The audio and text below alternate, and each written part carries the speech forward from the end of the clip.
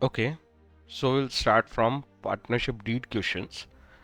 देखो, partnership deed क्या होती है? पार्टनरशिप डीड एक एग्रीमेंट है जो पार्टनर्स के बीच में ये लोग आपस में एग्री करते हैं कि हम किस तरीके से फर्म को चलाएंगे और आपस में क्या रिलेशनशिप रखेंगे।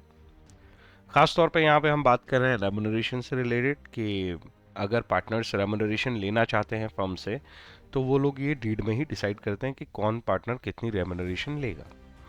अगर डीड साइलेंट होती है, क्वेश्चन ये है, in the absence of partnership deed state the provision of partnership act.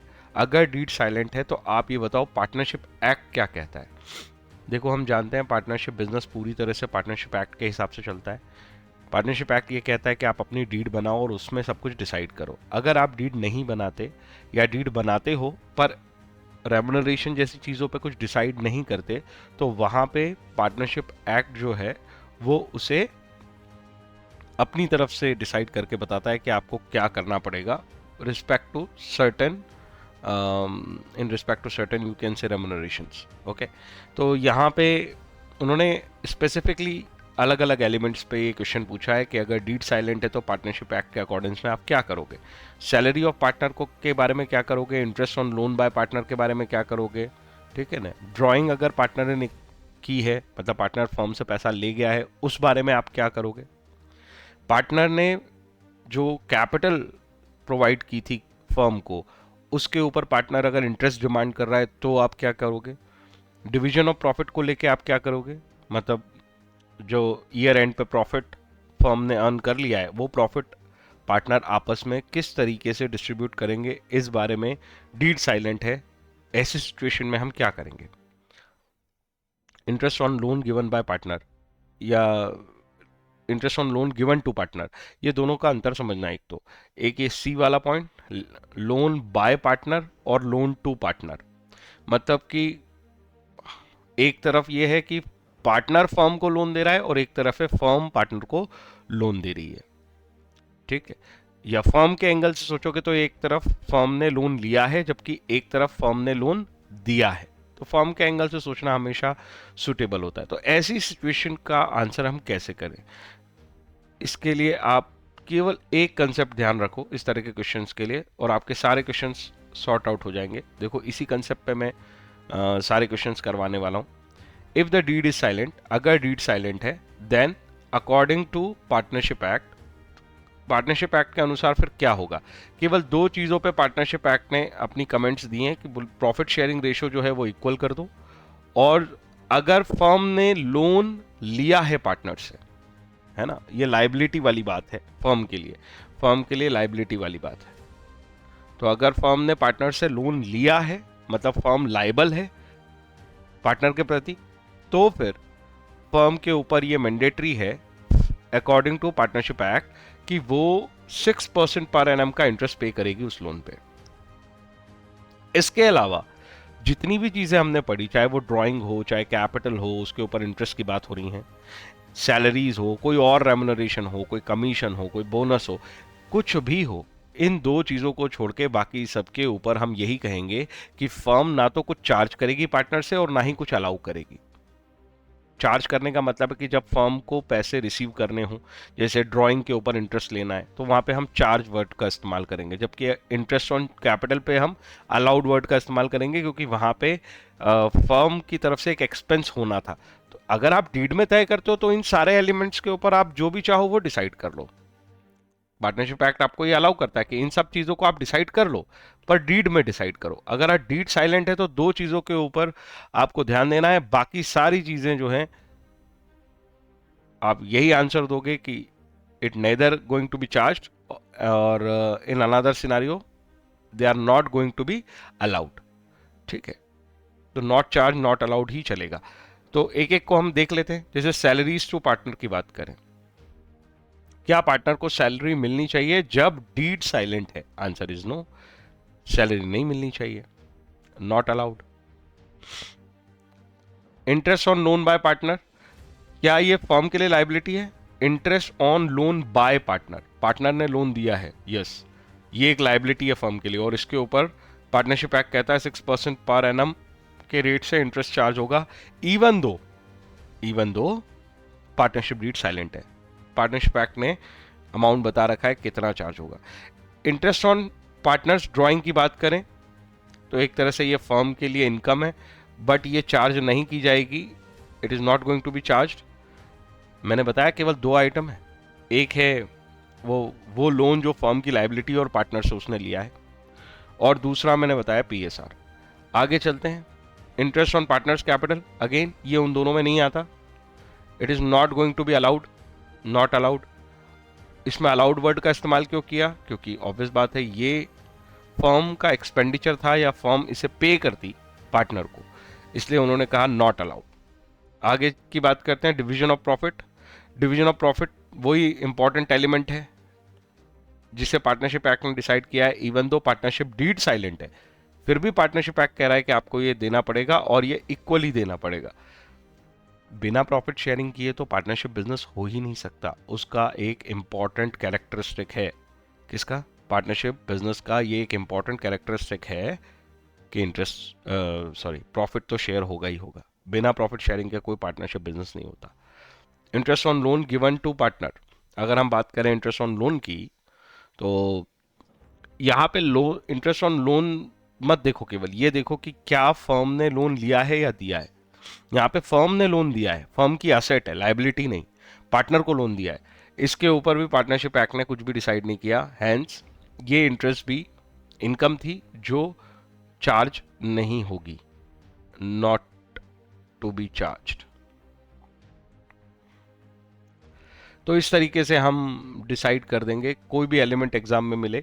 मैंने तुम्हें बता दिया, एक छोटा सा कंसेप्ट है कि आप केवल दो एलिमेंट पे ध्यान देंगे। वो दो एलिमेंट कौन से हैं? कंसेप्ट इतना सा है, एक प्रॉफिट शेयरिंग रेशो और एक loan by partner to firm, मतलब जिसमें लाइबिलिटी वाला कैरेक्टर हो फर्म के लिए, वो वाला लोन 6% पर एनम से इंटरेस्ट चार्ज कर दो और पीएसआर को इक्वल बांट दो। इसके अलावा जितने भी रेमुनरेशंस हैं या जितने भी अरेंजमेंट्स हैं, एग्रीमेंट्स हैं, वो डीड के अकॉर्डेंस में ही पार्टनर को दिए जा सकते हैं या पार्टनर से पैसा लिया जा सकता है। अगर आप डीड को साइलेंट रखोगे, आप आपस में एग्री नहीं करोगे, तो salary to partner, interest on drawing, interest on capital, इन सारे एलिमेंट पे आपको कुछ नहीं करना है। बड़े क्वेश्चंस में भी इसका बहुत सारा इस्तेमाल होना है, तो केवल एक कंसेप्ट है, ठीक है, और डीड से रिलेटेड सारे क्वेश्चंस तुम्हारे सॉल्व हो जाएंगे। मैं आगे दिखाता हूँ बाकी के क्वेश्चंस में भी केवल यही कंसेप्ट इस्तेमाल होने वाला है। देखो हम अगला क्वेश्चन देखते हैं और देखते हैं इसके अंदर ये कंसेप्ट लगा है या नहीं। Mahesh, Ramesh and Suresh are partners in a firm, ठीक है, तीनों लोग एक फर्म में पार्टनर है। They do not have partnership deed, उनके पास डीड ही नहीं है। तो डीड ना होने का मतलब यही है कि डीड नहीं है मतलब उन्होंने कुछ भी डिसाइड नहीं किया, they are not deciding anything but they are partners. क्या ऐसा पार्टनरशिप बिजनेस हो सकता है जिसमें डीड ही ना हो? हाँ, आप ओरली डीड कर सकते हो, तो राइटिंग में कोई डीड नहीं की और कोई एग्रीमेंट नहीं किया, that is okay. At the end of the first year of the business they face the following problems. तो at the end of the first year, पहले साल के एंड पे ही उन्हें बहुत सारी समस्याएं आई। क्या समस्या आ गई? देखो इनकी समस्या। पहली, Mahesh want that interest on capital should be allowed. Mahesh ये कह रहा है, तीन पार्टनर थे, महेश ये कह रहा है कि मुझे तो चाहिए इंटरेस्ट ऑन कैपिटल, ये मिलना चाहिए, मैंने जो कैपिटल फर्म को दी उस पर मुझे इंटरेस्ट मिलना चाहिए। But Ramesh and Suresh do not agree. Ramesh और सुरेश कह रहे हैं भाई कोई इंटरेस्ट ऑन कैपिटल नहीं मिलेगा किसी को भी। तो इनके बीच में आ गया कॉन्फ्लिक्ट। डीड तो है नहीं, पहले से तो इन्होंने एग्री किया नहीं है। तो ऐसी सिचुएशन में हम सबसे पहले तो ये लिखेंगे कि when the deed is silent and when there, और a situation when there is no deed. ऐसी सिचुएशन जहां पे या तो डीड ही नहीं है या फिर डीड साइलेंट है रिगार्डिंग इंटरेस्ट ऑन कैपिटल, वहां पे पार्टनरशिप एक्ट लगता है। और पार्टनरशिप एक्ट क्या कहता है? पार्टनरशिप एक्ट कहता है, मैं तो केवल दो चीजों के बारे में बात करता हूं, एक पीएसआर और एक लोन, वो वाला लोन जो फर्म के लिए लाइबिलिटी नेचर का है, उसको छोड़ के बाकी सारी चीजों के लिए पार्टनरशिप एक्ट कहता है अगर तुमने कुछ डिसाइड नहीं किया है तो ना तो फर्म किसी को कुछ देगी और ना फर्म किसी से कुछ लेगी, इन दो चीजों को छोड़ के। तो यहाँ पे ये इंटरेस्ट ऑन कैपिटल की बात हो रही है और हम ये जानते हैं कि इंटरेस्ट ऑन कैपिटल है तो फिर ये नॉट टू बी है ना, इंटरेस्ट फर्म की तरफ से जाता है तो नॉट टू बी अलाउड, ये हम अलाउ नहीं करेंगे। तो ये आंसर होगा पार्टनरशिप एक्ट के अकॉर्डेंस में। तो ये सारी कहानी लिख के फाइनली हम कंक्लूजन दे देंगे कि रमेश और सुरेश ठीक कह रहे हैं, जब डीड नहीं है तो इंटरेस्ट ऑन कैपिटल नहीं दिया जा सकता। बात समझ में आई? पार्टनरशिप एक्ट इसे प्रोवाइड नहीं करता कि आपकी डीड नहीं है तो भी हम ये दिलवाएंगे, ऐसा नहीं कहता पार्टनरशिप एक्ट। आई होप ये क्लियर हो गया। तो पहला वाला आंसर हो गया कि Mahesh claim is not accepted. पर तुम्हें आंसर कैसे लिखना है, वो पूरी कहानी लिखनी है तुम्हें। कौन सी कहानी sir? when the deed is silent or when the partnership deed is absent, deed absent है या silent है, in that situation partnership act will apply। ये लाइन आपको लिखनी है और उस लाइन के बाद आपको ये बताना है कि interest on capital is not allowed as per partnership act unless until provided in the deed। उसके बाद ये लिखना है कि रमेश जो है या सुरेश जो है उनका क्लेम ठीक है, महेश का क्लेम ठीक नहीं है। I hope it is clear. तो देखो एक ही कंसेप्ट हमने पढ़ा।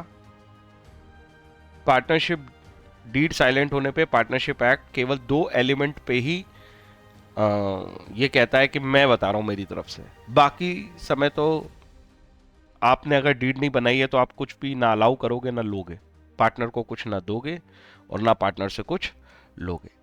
आगे चलते हैं। अगला केस है रमेश वॉन्ट्स। अब रमेश कुछ कह रहा है। रमेश क्या कह रहा है? Ramesh want that partner should be allowed to draw salary. वो कह रहा है सैलरी मिलनी चाहिए हर पार्टनर को, लेकिन इस बात को महेश और सुरेश मना कर रहे हैं। मैं तो कह रहा हूं ये क्या ये उन 2 चीजों में आता है? ये पीएसआर का केस भी नहीं है और ये लोन, वो वाला लोन जो लाइबिलिटी है फर्म के लिए, वो वाला केस भी नहीं है। इन दोनों केस को ही हम कहेंगे कि यार ये पार्टनरशिप एक्ट से चलने वाले। तो अगेन वही स्टेटमेंट हम फिर से बोलेंगे। स्टेटमेंट क्या है? In a situation when the partnership deed is absent और it is silent, the partnership act will apply. ये लाइन आप पहले लिखोगे, फिर आप ये लिखोगे only in 2 scenarios partnership act gives a direction. पहला कौन सा है? लोन फ्रॉम पार्टनर जो पार्टनरशिप फर्म ने लिया है, और पीएसआर, उसको छोड़ के बाकी के सारे केस में पार्टनरशिप एक्ट ये कहता है अनलेस अनटिल डीड इन्हें डिसाइड ना करे आप ऐसी कोई चीज पार्टनर्स को अलाउ नहीं करोगे। इसका मतलब है सैलरी भी नहीं मिलेगी। तो रमेश का क्लेम भी गया। अब आते हैं महेश और रमेश कुछ कह रहे हैं दोनों मिलके। महेश और रमेश 2 लोग मिलके कह रहे हैं Suresh should pay interest on loan.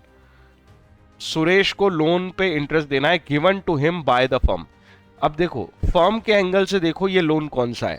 Firm के एंगल से ये लोन असेट है, फर्म के एंगल से ये लाइबिलिटी नहीं है, फर्म के एंगल से ये लोन असेट है। पार्टनरशिप डीड साइलेंट होने पे, पार्टनरशिप डीड एब्सेंट होने पे पार्टनरशिप एक्ट लगता है और पार्टनरशिप एक्ट ये कहता है कि अगर कोई लोन फर्म के एंगल से लाइबिलिटी है towards partner, as a loan liability towards partner है, तो 6% पर एनम लगेगा। लेकिन ये लोन लाइबिलिटी थोड़ी है, ये लोन तो असेट है फर्म के लिए।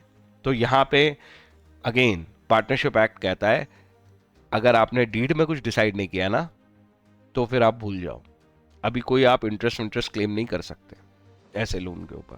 तो अगेन ये क्लेम भी गया। अगली बात देखते हैं। Mahesh and Ramesh having contributed larger amount of capital. Mahesh और रमेश कह रहे हैं कि हमने तो बहुत ज्यादा कैपिटल दी थी देखो फर्म में, तो हमें एक काम करो, desire that profit should be in distributed in the ratio of capital contribution. बोले वो जो फर्म का प्रॉफिट हुआ है उस प्रॉफिट को कैपिटल कंट्रीब्यूशन के रेशियो में डिसाइड कर लो। मतलब सपोज महेश और सुरेश ने 10-10 लाख रुपए फर्म को दिए और जो एक महेश और रमेश ने 10-10 लाख रुपए फर्म को दिए और जो सुरेश है उसने केवल 5 लाख रुपए फर्म को दिए एज कैपिटल। तो महेश रमेश कह रहे हैं हमें ज्यादा प्रॉफिट मिलना चाहिए और ये जो रेशो है इसे 2:2:1 बनाओ। ऐसा क्या ऐसा हो पाएगा? सिनारियो वही है। पार्टनरशिप डीड में अगर ऐसा लिखा होता तो हो जाता। पार्टनरशिप डीड तो साइलेंट है, पार्टनरशिप डीड तो है ही नहीं। उस सिनारियो में लगता है पार्टनरशिप एक्ट, और पार्टनरशिप एक्ट ये कहता है कि पीएसआर से रिलेटेड अगर तुमने कुछ एग्रीड नहीं किया है, कुछ डिसाइड नहीं किया है, तो कुछ भी होने दो, किसी की कितनी भी कैपिटल होने दो, प्रॉफिट इक्वली डिस्ट्रीब्यूशन होगा, तो प्रॉफिट तो बटेगा इक्वली। देखो वही एक कंसेप्ट था जो हमने पिछले क्वेश्चन में पढ़ा, और उसी कंसेप्ट से ये क्वेश्चन भी सॉल्व हो गया। आई होप मेरी बात समझ में आ रही है।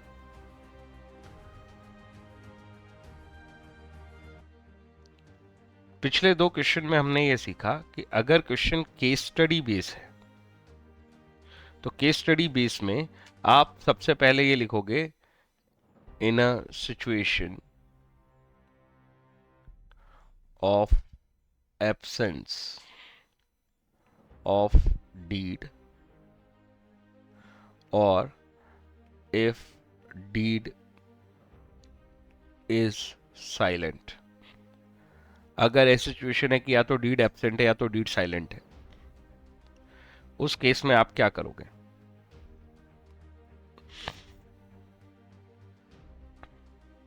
Accept PSR and interest on loan to firm by partner।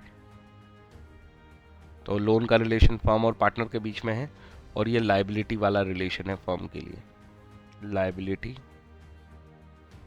For firm, ऐसे करके आइडेंटिफाई करो।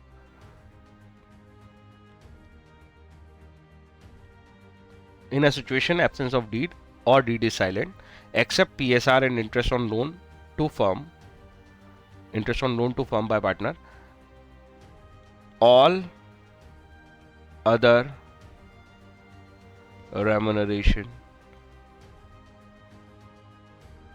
to partner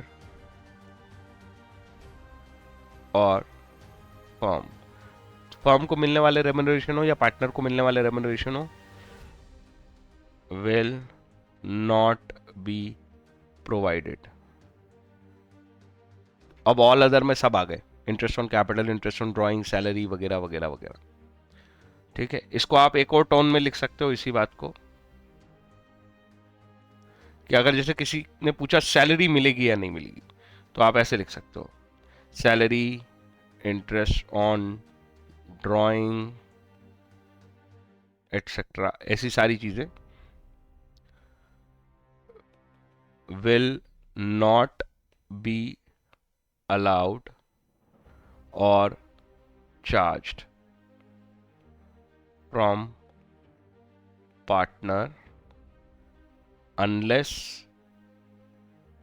agreed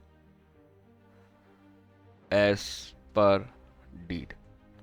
जब तक ये चीजें डीड के अनुसार एग्रीमेंट में ना हो, ऐसी कोई भी चीज, किन दो चीजों को छोड़ के, PSR और interest on loan to firm by partner, इन दोनों को छोड़ के बाकी कोई भी चीज जो है वो किसी भी पार्टनर से ना तो ली जाएगी और ना ही उसे अलाउ की जाएगी। इतना ही कंसेप्ट है, ये आंसर लिखने का तरीका हो गया। देखो इसी टॉपिक पे एक क्वेश्चन और देखते हैं, क्वेश्चन नंबर 4 है, BT&S, Varun, Tarun and Shivam are partners in the firm, they do not have partnership deed. यहीं क्लियर कर दिया क्वेश्चन ने कि फर्म के पास तो कोई डीड नहीं है। Varun introduce further capital of 5 lakh, 5 lakh रुपए की फर्दर कैपिटल लगाई है वरुण ने 1 अक्टूबर 2022 को। ठीक है, मिडिल ऑफ द ईयर उसने कैपिटल इंट्रोड्यूस की है। Where is Shivam took a loan, जबकि शिवम ने फर्म से लोन लिया है ऑन 1 अक्टूबर 22। देखो फर्म के लिए ये लोन कौन सा वाला है, इसे ध्यान से देखो, फर्म के लिए ये लोन असेट है, फर्म के लिए ये लोन असेट है। तो ऐसे केस में उनके बीच में हो गए हैं डिस्प्यूट्स। हम डिस्प्यूट्स को देखते हैं। पहला डिस्प्यूट है, Varun demands interest at the rate 10% per annum. वो वरुण जिसने एडिशनल कैपिटल दी थी वो कह रहा है मुझे इंटरेस्ट चाहिए उस एडिशनल कैपिटल पे, क्या उसे मिलना चाहिए। पूरी वही सब कहानी हम लिखेंगे कि देखो तुम्हारी डीड तो है साइलेंट, और उस केस में लगता है पार्टनरशिप एक्ट, और पार्टनरशिप एक्ट जो है वो ये कहता है कि इंटरेस्ट ऑन कैपिटल ये तभी अलाउ होगा जब डीड में लिखा होगा। तो क्योंकि आपने डीड में नहीं लिखा है इसलिए ये इंटरेस्ट ऑन कैपिटल अलाउ नहीं होगा। ये पूरा आंसर हो गया इसका। दूसरा पॉइंट देखो, Tarun desires that his son Deep should be admitted as partner. Tarun ने डिसाइड किया कि उसका जो बेटा है वो हम फर्म में रख, उसको भी पार्टनर बना लेते हैं। And he will give him half of his share, और उसने कहा कि मैं अपना शेयर इन दोनों को दे देता हूं। ये कंसेप्ट थोड़ा सा अलग है, मैं इसके ऊपर एक टॉपिक लूंगा अभी इसके जस्ट बाद, और ये वाले कंसेप्ट को कैसे हैंडल करना होता है इस बारे में भी बताता हूं।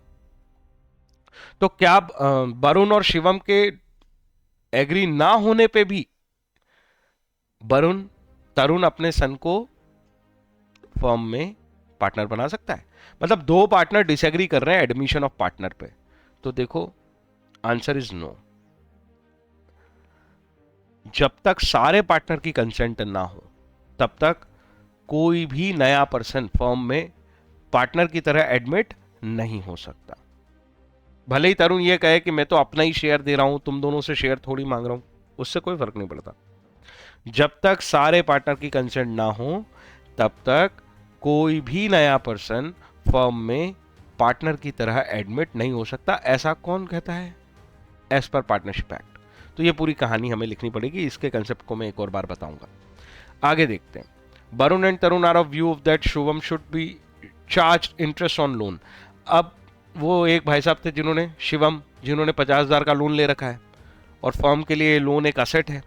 तो वो कह रहे हैं कि शिवम जो है वो लोन ले गया था, तो उससे हम क्या करेंगे, उससे हम इंटरेस्ट चार्ज करेंगे। और कितना इंटरेस्ट चार्ज करेंगे? 12% पर एनम। पहली बात तो क्या रेट चार्ज करोगे वो छोड़ो, तुम इंटरेस्ट चार्ज ही नहीं कर सकते। कहानी फिर से वही है, आपकी डीड है साइलेंट और पार्टनरशिप एक्ट अप्लाइड है, और पार्टनरशिप एक्ट ये कह रहा है कि भाई इंटरेस्ट ऑन लोन जो कि फर्म के लिए असेट है, फर्म ने जो लोन दिया है टू पार्टनर, उसके ऊपर इंटरेस्ट नहीं लिया जा सकता अनलेस अनटिल डीड में मेंशन ना हो, डीड में डिसाइड ना हो। तो डीड तो साइलेंट है, पहले ही पढ़ लिया, तो अगेन ये भी नहीं मिलेगा। ये मिलेगा मतलब ये क्लेम भी गया इन दोनों का। आगे चलते हैं। Tarun has withdrawn 50,000 from the firm. Tarun ने 50,000 रुपए फर्म से निकाले हैं, मतलब ड्राइंग की है पर्सनल यूज के लिए। वरुण एंड शिवन ये दोनों कह रहे हैं कि इससे भी क्या लो, इंटरेस्ट लो। फिर वही बात है, इंटरेस्ट ऑन ड्राइंग की बात है। डीड साइलेंट है, पार्टनरशिप एक्ट लग गया है, और पार्टनरशिप एक्ट ये कहता है कि भाई इंटरेस्ट ऑन ड्राइंग तो नहीं ले सकती फर्म अगर डीड में मेंशन नहीं है तो ये भी नहीं आएगा। Are you getting my point? तो ऐसे रीजन लिख के इसके आंसर्स लिखने पड़ेंगे एग्जाम में, तब मार्क्स मिलेंगे। I hope it is clear. देखो एक क्वेश्चन और देखते हैं, इसी कंसेप्ट पे है। Harshad and Dhiman H&D are in partnership since 1 April 22। ठीक है, no partnership agreement was made. ये लाइन मिल गई, कोई एग्रीमेंट नहीं है इनके बीच में पार्टनरशिप को लेके। They contributed 4 lakh and 1 lakh respectively as capital. In addition Harshad had given loan of 1 lakh to firm. ध्यान देना, हर्षद ने लोन दिया है फर्म को, मतलब फर्म के लिए ये लाइबिलिटी है या एसेट? डेफिनेटली लाइबिलिटी है, ये चीज फर्म के लिए लाइबिलिटी है। आगे चलते हैं। 1 अक्टूबर 2022 को ये लोन दिया था, ठीक है। Due to long illness Harshad could not participate in the business activities from 1 August 22 to 30 September 2022। ठीक है, अगस्त और सितंबर में उसने काम नहीं कर पाया फर्म में, वो बीमार था। Profit for the year ended 31 March 2023 was 1,80,000। तो प्रॉफिट बता दिया उन्होंने कि आपके पास टोटल 1,80,000 का है। Dispute has arisen between Harshad and Dhiman, और साल के अंत में दोनों में हो गया डिस्प्यूट। अब हर्षद क्या क्लेम करता है? हर्षद ये क्लेम करता है कि मेरी कैपिटल और लोन पे मुझे 10% पर एनम का इंटरेस्ट मिलना चाहिए। क्या तुम्हें हर्षद का ये क्लेम ठीक लगता है? देखो दो अलग अलग चीजों पे इंटरेस्ट मांग रहा है वो। कैपिटल पे इंटरेस्ट तो नहीं मिलेगा, क्यों? क्योंकि डीड है साइलेंट, डीड बनाई नहीं है उन्होंने। लोन के ऊपर इंटरेस्ट, अब ध्यान दो वो हर्षद का ही लोन है जो फर्म ने लिया है और फर्म की लायबिलिटी है, तो पार्टनरशिप डीड तो साइलेंट है, पार्टनरशिप एक्ट लगा। और पार्टनरशिप एक्ट ये कहता है कि अगर फर्म कोई अपने पार्टनर से लोन लेती है अगर कोई फर्म अपने पार्टनर से लोन लेती है, मतलब फर्म के लिए वो लोन लायबिलिटी है, तो फिर 6% पर एनम का रेट लगेगा। वो रेट डिसाइडेड है, उसी रेट पे इंटरेस्ट दिया जाएगा। फर्म देगी हर्षद को इंटरेस्ट, मतलब हर्षद को ये इंटरेस्ट मिलेगा पर 6% पर एनम से। वो क्लेम कर रहा है 10% से, बट 10% से नहीं मिलेगा, 6% से मिलेगा। अगली बात करते हैं, profit should be distributed in the ratio of capital. Harshad ये क्लेम करता है कि जो प्रॉफिट शेयरिंग है, जो प्रॉफिट शेयर हो रहा है, वो किस रेशियो में होना चाहिए? In the ratio of capital. Again ये क्लेम टेनेबल नहीं है, ये क्लेम एक्सेप्ट नहीं किया जा सकता। क्यों? अगेन रीजन वही है, पार्टनरशिप डीड साइलेंट है, पार्टनरशिप एक्ट अप्लाई हो गया है। पार्टनरशिप एक्ट ये कहता है कि अगर डीड साइलेंट है तो प्रॉफिट शेयरिंग क्या होगी? इक्वली। आपको डीड बना के डिसाइड करना था, अगर कोई रेशियो डिसाइड करना था तो। अगर डीड साइलेंट है तो फिर तो प्रॉफिट इक्वली ही बटेगा सारे पार्टनर्स के बीच में। तो ये क्लेम भी जो है हर्षद का नहीं माना जाएगा। तो ये लोन वाला क्लेम माना जाएगा, लेकिन ओनली 6% पर एनम तक। अब बात करते हैं धीमन के क्या क्या क्लेम थे। धीमन कहता है प्रॉफिट जो है इक्वली शेयर होना चाहिए, बिल्कुल ठीक है, ये बात अभी हमने समझी।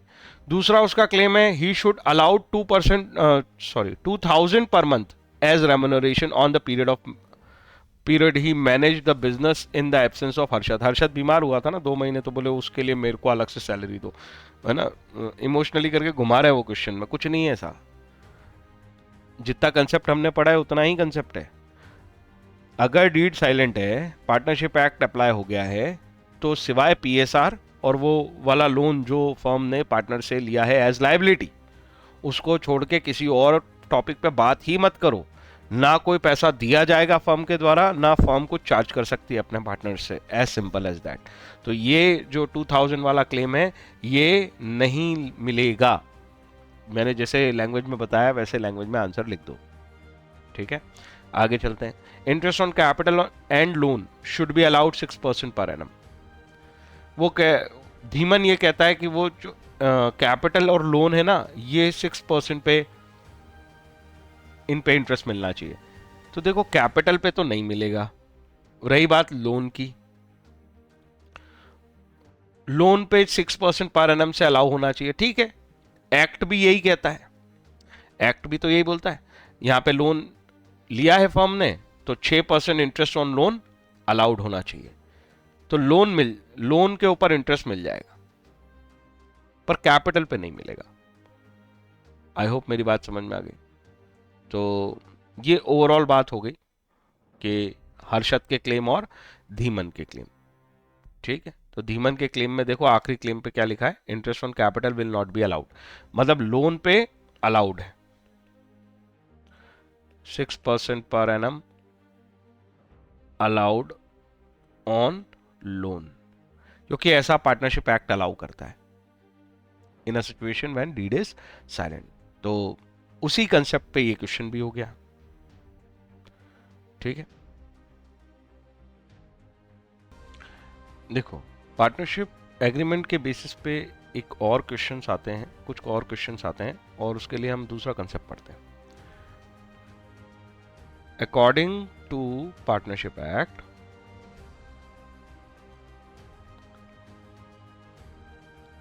हम कंसेप्ट पढ़ने वाले हैं लायबिलिटीज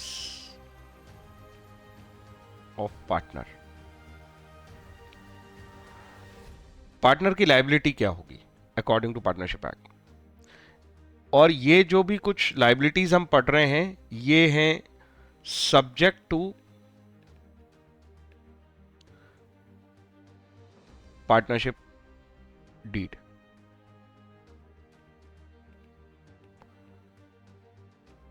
मेरी बात ध्यान से समझना,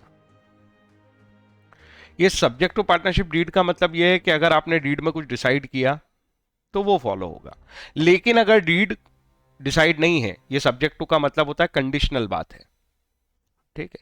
अगर डीड साइलेंट है, डीड प्रेजेंट नहीं है, तो लायबिलिटीज ऑफ पार्टनर क्या होंगी? बात समझ में आ रही है? तो हम जो पढ़ रहे हैं वो ये पढ़ रहे हैं, that is if deed is silent की सिचुएशन, कि डीड जो है वो साइलेंट है, उस सिचुएशन में पार्टनर की लायबिलिटी क्या होंगी? अब कुछ सिनारियो समझना क्या हो रहा है। If any partner do business in competition with firm, या फिर if any partner uses property or funds of business, business मतलब firm, without consent of other partners। तो अगर कोई पार्टनर इन दोनों में से कोई एक काम कर रहा है, समझो कौन से काम है।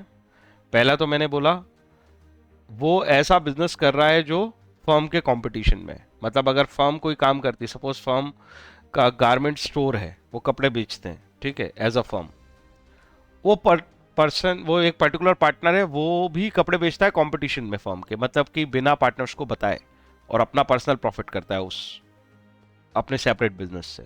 ऐसी सिचुएशन है। या फिर ऐसी सिचुएशन है कि कोई पार्टनर है जो बिना दूसरे पार्टनर्स की कंसेंट के फर्म की प्रॉपर्टी या फर्म के फंड्स का इस्तेमाल करता है और अपने लिए प्रॉफिट बनाता है।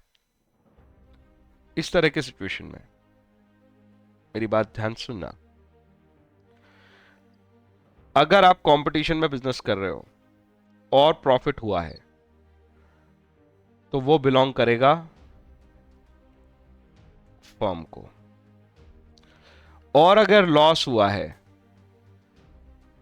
Will not be beared by, या you can say personal bear करो।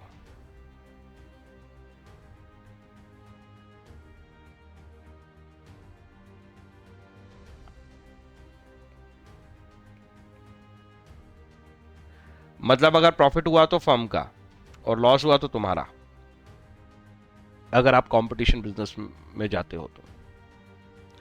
ठीक है, ऐसा ही यहां पे होगा, same, profit belongs to firm.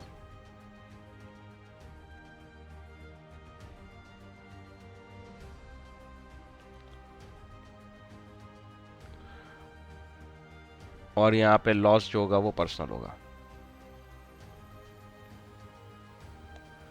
तो ये उल्टे पुल्टे काम है। एक पार्टनर अपने दूसरे पार्टनर्स को धोखा दे रहा है, या तो कंपटीशन में बिजनेस कर रहा है, या फिर फर्म की प्रॉपर्टी या फंड्स को इस्तेमाल कर रहा है बिना उनकी कंसेंट के। तो सब्जेक्ट टू पार्टनरशिप डीड, मतलब डीड में अगर आप कुछ तय कर लो कि हाँ ये सब कुछ अलाउ है हमारी फर्म में, तो अलग बात हुई। पार्टनरशिप एक्ट कहता है अदरवाइज कि अगर आपकी डीड नहीं है या डीड साइलेंट है, तो पार्टनरशिप एक्ट कहता है कि भाई उस केस में फिर प्रॉफिट फर्म का होगा और लॉसेस पर्सनली बॉर्न किए जाएंगे। लॉसेस, आई होप मेरी बात समझ में आ गई। इस कंसेप्ट के ऊपर क्वेश्चन आएंगे। एंड द लास्ट थिंग मैं ये बता दूं, no partner should be admitted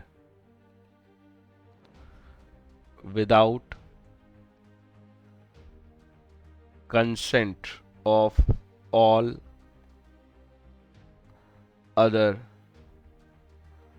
part, जैसे ऑल अदर की जगह मेरे नो पर्सन लिखना चाहिए। No person should be admitted as partner. कोई पर्सन पार्टनर की तरह एडमिट नहीं हो सकता without consent of all existing partners. चाहे वो कितनी भी जलेबी बनाए, ये मेरा बेटा है, इसको मैं अपना शेयर दे रहा हूं, इसको हमारी फर्म में रख लो, ऐसा कुछ नहीं। एबीसी 3 पार्टनर थे फर्म में, ठीक है, एक मिस्टर डी है, तो मैं ये कह रहा हूं कि डी फर्म में एज पार्टनर एडमिट नहीं हो सकते, एज पार्टनर एडमिट नहीं हो सकते जब तक कि एग्जिस्टिंग पार्टनर मतलब एबीसी एग्री ना कर जाए इस बात पे, सबकी कंसेंट होनी चाहिए। ये हो गया तुम्हारा कंसेप्ट नंबर 3। एक कंसेप्ट और है, कंसेप्ट 4। वो ये कहता है on death of any partner firm will get dissolve। किसी भी पार्टनर की अगर डेथ हुई तो फर्म डिसॉल्व हो जाएगी, unless otherwise agreed as per deed. Partnership deed में आप अदरवाइज एग्री कर सकते हो, मतलब आप ऐसा कह सकते हो पार्टनरशिप डीड बनाओ, उसके अंदर सारे पार्टनर्स एग्रीमेंट दो कि अगर किसी की डेथ भी हो जाती है तो फर्म कंटिन्यू करेगी, तो फिर कंटिन्यू करेगी। लेकिन अगर डीड साइलेंट है, अगर डीड साइलेंट है तो फिर किसी भी एक पार्टनर की डेथ होने पे पूरी फर्म डिसॉल्व हो जाएगी। ये कौन कह रहा है? According to partnership act. ये एग्जिस्टिंग पार्टनर वाली बात भी अनलेस अदरवाइज एग्रीड है क्या? हाँ, अनलेस अदरवाइज एग्रीड। और ये भी किसने कहा है? According to partnership act. तो तुम्हारे सिलेबस में पार्टनरशिप एक्ट के ये 4 कंसेप्ट है।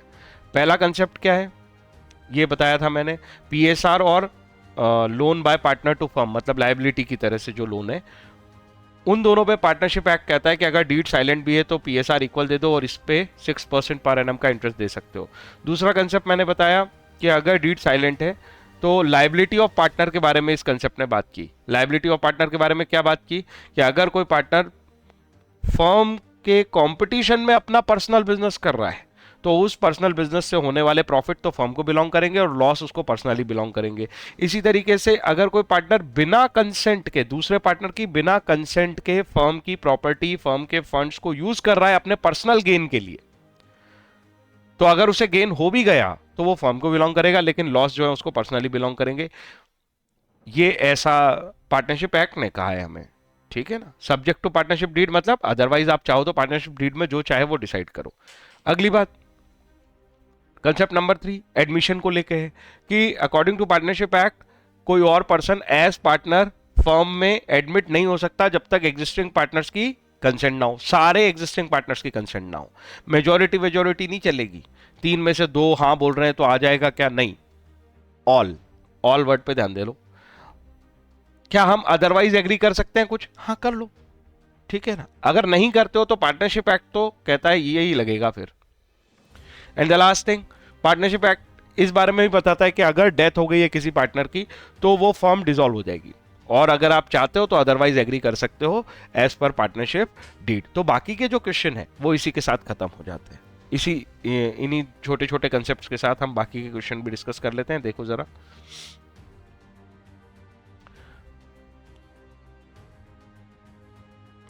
ये क्वेश्चन नंबर 3 है। Following differences have arisen among PQR। तो PQR 3 पार्टनर है, उनके बीच में कुछ डिफरेंसेस आ रहे हैं। State who is correct in each case. आपको ये बताना है कि कौन सही बोल रहा है, कौन गलत बोल रहा है। कंसेप्ट का सहारा लेके, जो मैंने तुम्हें कंसेप्ट लिखा है उसे आप पहले लिखोगे और फिर उसके ग्राउंड पे ये समझाओगे कौन सही बोल रहा है या गलत बोल रहा है। P use 50,000 belonging to the firm. P जो है वो 50,000 यूज कर रहा है, यूज मतलब फंड का इस्तेमाल किया P ने, वो पैसा बिलोंग करता था फर्म को। उसने प्रॉफिट कमाया कितना? 5,000, मतलब फर्म का पैसा इस्तेमाल कर रहा है और प्रॉफिट कमा रहा है, ठीक है। Q and R want the amount to given to the firm. Q और R कह रहा है ये पैसा हमें बिलोंग करता है, ऑब्वियस बात है। अगर पी ने फर्म का पैसा इस्तेमाल किया है तो जो प्रॉफिट है वो किसको बिलोंग करता है? फर्म को बिलोंग करता है। तो पी को कितने पैसे देने पड़ेंगे? 55,000। उन्होंने 50 यूज किए, 5,000 का प्रॉफिट कमाया। समझ रहे हो ना? 50 यूज किए, 5,000 का प्रॉफिट कमाया। तो 50,000 प्लस 5,000, 55,000 पेमेंट करेगा, मतलब प्रॉफिट बिलोंग्स टू फर्म। ये कंसेप्ट में मैंने लिखवाया है। आगे चलते हैं। Q used 10,000। क्यू ने इस्तेमाल किए 10,000 बिलोंगिंग टू फर्म। ये 10,000 अगेन फर्म को बिलोंग करते हैं। अगर ये फर्म को बिलोंग करते हैं पैसे, तो उस पे क्या हुआ? उसे उसे हो गया लॉस 1,000 रुपए का। जो काम पी ने किया था वही क्यू ने करा, और क्यू को तो हो गया लॉस। अब क्या हो रहा है? He want firm to bear the loss. वो ये कह रहा है कि फर्म इस लॉस को बियर करेगी। देखो भाई, कंसेंट से करते तो अलग बात थी, डीड में कुछ लिखा हो तो अलग बात थी। सब कुछ साइलेंट है, क्वेश्चन में कुछ बताया ही नहीं है, मतलब डीड साइलेंट है। और अगर पार्टनरशिप डीड साइलेंट है तो क्या होगा? तो होगा ये कि ये 1 लाख का लॉस पर्सनली बियर करना पड़ेगा क्यू को। वो लिखना पड़ेगा हमें सारी कहानी, और उसके बाद हम बोलेंगे कि फर्म तो कितने पैसे लेगी? 10,000 रुपए लेगी। ठीक है। अगर ये उनकी कंसेंट से ले जाता, एग्रीमेंट में ये सब लिखा होता, तो फिर तो ये फर्म ही बियर करती, लेकिन यहां पे ऐसा कुछ लिखा ही नहीं है। राइट। आगे चलते हैं। P and Q want to purchase goods. P और क्यू ने सोचा हम गुड्स परचेज कर लेते हैं स्टार से। R does not agree. अब मेरी बात बताओ, यहां पे कोई पर्सनल एक व्यक्ति ऐसा कुछ कर रहा है जिससे पर्सनल पैसा यूज कर रहा है अपने लिए और प्रॉफिट कमा रहा है, लॉस कमा रहा है? नहीं, ये फर्म का इंटरनल मैटर है। सामान खरीदना है, पी क्यू आर में से पी और क्यू रेडी हैं कि वो तो खरीदेंगे गुड्स स्टार लिमिटेड से। आर एग्री नहीं कर रहा, तो क्या आर इस पे मना कर सकता है? तो ये इंटरनल मैटर है उनका, वहां मेजॉरिटी से डिसीजन हो जाएगा। राइट। तो आर मना नहीं कर सकता। May be bought. May be bought मतलब मस्ट भी नहीं लिखा है, खरीद ही लेंगे पी और क्यू, ऐसा नहीं लिखा है। दोनों डिस्कस करेंगे आर से। आर की बात भी मान सकते हैं, पी और क्यू अपनी बात भी मनवा सकते हैं, डिस्कशन से मैटर सॉल्व होगा। इसीलिए वर्ड लिखा है मे। यहां पे पार्टनरशिप एक्ट कुछ नहीं बोल रहा बीच में आके कि सबकी कंसेंट होना चाहिए वगैरह। एडमिशन का केस नहीं है ये, नॉर्मल बिजनेस केस है कि सामान कहीं से खरीदना है कि नहीं खरीदना है। आगे चलते हैं। Q and R want to admit W. अब ये एडमिशन का केस है। क्यू और आर, पी नहीं है देखो, हाँ हाँ, डब्ल्यू को एडमिट करना चाहते हैं। P does not agree, P नहीं मान रहा। हमने पढ़ा है कि अगर डीड में कुछ नहीं लिखा, आपको डीड के बारे में कुछ पता ही नहीं है, डीड में क्या लिखा है क्या नहीं लिखा है, मतलब डीड साइलेंट है। और डीड साइलेंट है तो जब तक सबकी कंसेंट नहीं होगी तब तक किसी भी पर्सन को एज पार्टनर एडमिट नहीं किया जा सकता, तो फिर ये भी एडमिट नहीं होगा। आखिरी point, R had given loan of 2 lakh. R ने लोन दिया है 2 लाख रुपए का। किसको दिया है? फर्म को। मतलब फर्म के लिए क्या बन गई? लाइबिलिटी। तो ये वही वाला केस हो गया। अब डीड साइलेंट है, फर्म ने लोन ले लिया है पार्टनर से, तो 6% पर एनम का रेट लगेगा, क्योंकि डीड तो साइलेंट है। यहां पे क्वेश्चन में क्या लिखा है? Demand interest rate of 10% per annum. ऐसे थोड़ी होता है 10% पर एनम का इंटरेस्ट मांग रहा है, नहीं। आपको डीड बनानी थी, डीड में एग्री करना था, आपने डीड नहीं बनाई, एग्री नहीं किया, तो फिर 6% पर एनम से ही इंटरेस्ट रेट मिलेगा। आई होप मेरी बात समझ में आ गई। तो यहां पे ये चीज समझो, इस क्वेश्चन में मैंने हर पॉइंट पे अज्यूम करके चला हूं कि पार्टनरशिप डीड नहीं है, ना ही पार्टनरशिप डीड अगर है भी तो साइलेंट है, क्योंकि क्वेश्चन में कुछ भी नहीं लिखा है डीड है नहीं है, नहीं लिखा है क्वेश्चन में। और इस तरह के क्वेश्चंस पूछ रहा है एग्जाम में, तो ऑब्वियसली वो पार्टनरशिप एक्ट के रिस्पॉन्स में तुम्हारे आंसर्स चाहता है, क्योंकि डीड में अगर कुछ डिसाइडेड है तो फिर क्वेश्चन पूछने की क्या जरूरत है? जैसा डीड में लिखा है वैसा होगा, एज सिंपल है। क्वेश्चन बन ही तब रहा है, आप अजम्पशन यही वाला ले सकते हो, दूसरा अजम्पशन ले नहीं सकते कि डीड है सर, हम तो ये अज्यूम करेंगे। फिर क्या का क्वेश्चन जो डीड में लिखा है वो है। क्वेश्चन पूछा ही इसलिए जा रहा है तो सूटेबल एजम्पशन लेने चाहिए। क्वेश्चन पूछ रहे हैं क्योंकि डीड में डीड साइलेंट है, या तो डीड में ये चीजें नहीं लिखी हैं, तो एक्ट लगेगा, और एक्ट में जो मैंने कंसेप्ट लिखा है वो कंसेप्ट लिख के फिर आंसर फ्रेम करोगे। आई होप मेरी बात समझ में आ गई। ये जो बी वाला पॉइंट मैं बार बार डिस्कस कर रहा था क्वेश्चन नंबर 4 के समय पे, अब ये तुम्हें आराम समझ में आएगा। Tarun desires that his son Deep should be admitted as partner. Tarun बोल रहा है मेरे बेटे को पार्टनर एडमिट कर लो, मैं अपना शेयर उसको दे दूंगा। He will give him half of his share. Varun and Shivam does not agree. ये लाइन जैसे ही आई कि वो एग्री नहीं कर रहे हैं, तो जब तक सारे लोग एग्री नहीं करेंगे किसी भी पर्सन को पार्टनरशिप में एडमिट नहीं किया जा सकता। आई होप मेरी बात समझ में आ गई। क्या कोई क्वेश्चन बचा है? आंसर इज नो, सारे क्वेश्चन हो गए। तो इस कंसेप्ट के सारे क्वेश्चन खत्म होते हैं। पार्टनरशिप डीड से रिलेटेड जो क्वेश्चन हो सकते हैं वो इसी तरह के आएंगे, और बाकी मिलते हैं किसी नए कंसेप्ट और नए टॉपिक के साथ।